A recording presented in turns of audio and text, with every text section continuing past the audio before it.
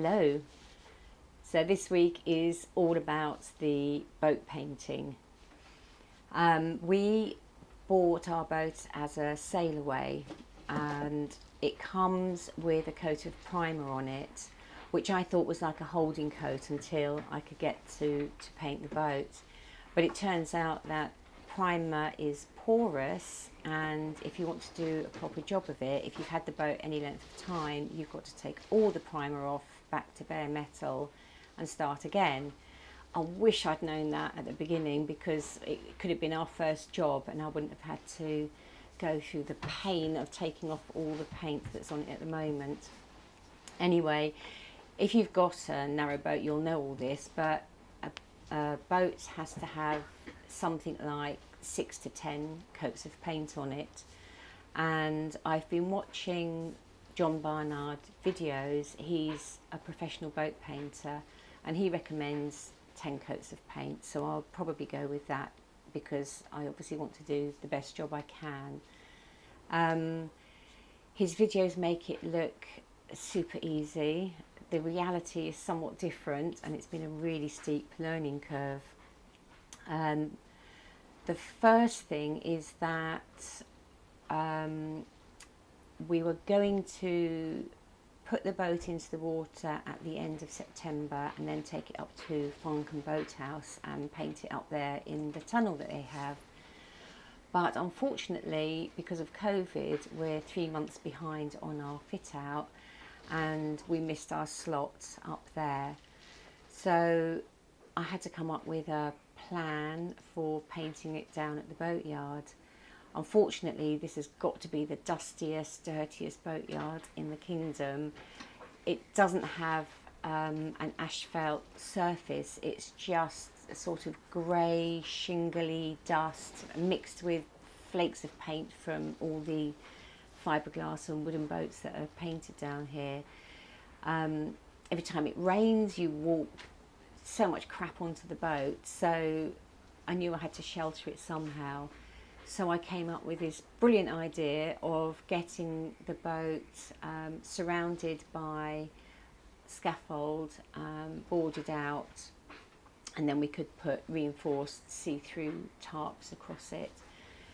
But the quote for that was £2,000, and so I decided to go for a simpler version and have scaffolding running down either side of the boat with a scaffold pole every 2 meters along the top, and just sort of rope the tarpaulin on. So that's what we did. Yeah, there's one alley one there.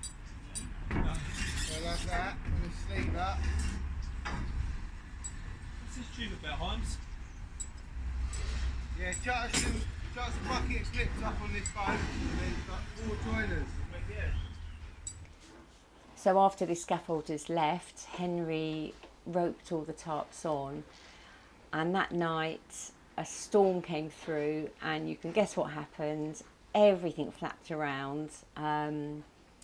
It really wasn't taut enough, and water collected in the plastic, and at 4 a.m, Henry was up, head in hands, and I went up on the top of the boat to hold on to the tarps to stop them flying off. By 6:30 I gave up and texted the scaffolder and asked him to come and board it all out for us. So that's what he did, and this is how it looks now.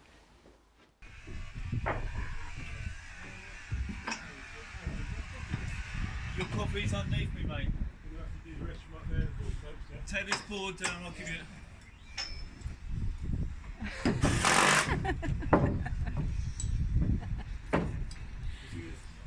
We have a vlog. That one. Oh, yeah. Craig, on the end. So back to the painting, and my design for the boat, well, these were the 3 different designs I came up with. So the top one is called Indian Summer, and it's all these very bright colours in stripes, sort of monsoon wedding sort of colours. And then the middle one It was called Cottage Garden, and it was going to be largely blue and green with hollyhocks and ivy and grass on it. You can get some amazing stencils for things like that. And then the bottom one was more traditional and called Green Flash. And the one I decided to go with in the end is this top one, the Indian Summer. And the reason for that is because it's in stripes. I can paint in section, which should make it a bit easier for my first boat paint. So I started last week, and I started sanding off the primer with an orbital sander and 40 grit sandpaper, but it really doesn't take it off quick enough. It's quite a lot of work. And so somebody advised trying an angle grinder with a flat disc on it, which I've been doing, and it works much better and is a bit quicker, but there's a lot of vibration, and I have carpal tunnel anyway, so that's been really exacerbated.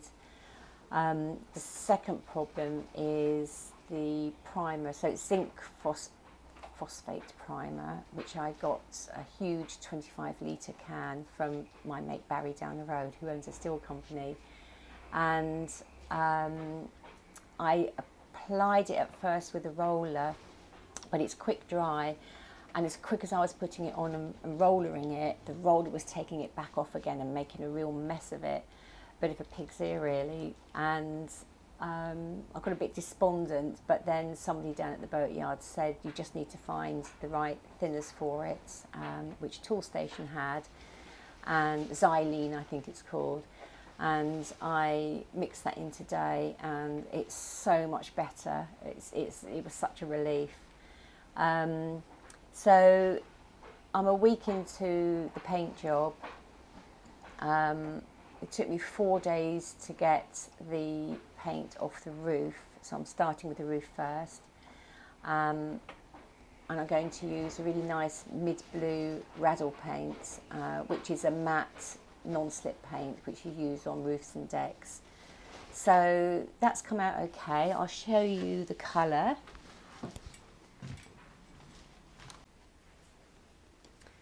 So this is the colour. It's tricky to see in here because it's evening and it's not natural light, but it's a really nice mid-blue that Craftmaster paints mixed up for me from a rail colour, and I just thought that would be nice on the deck and the roof.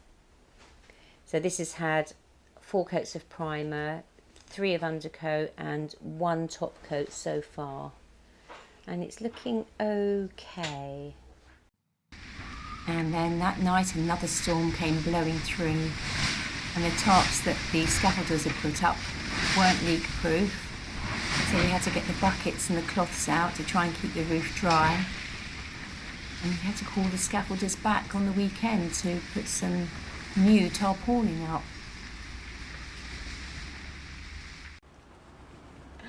Okay, so Monday morning, and the scaffolders have been back, and there's not a bucket on the roof, and it's dry, and there's no wind and there's no rain, although it is supposed to rain later, but next week is looking good.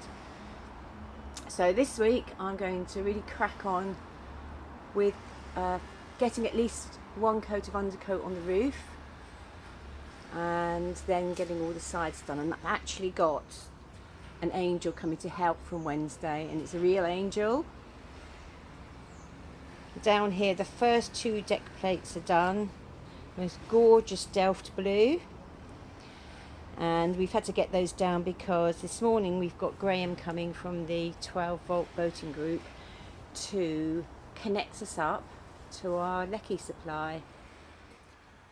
And here is Graham and Henry admiring their neat handiwork and checking the Victron app on the phones.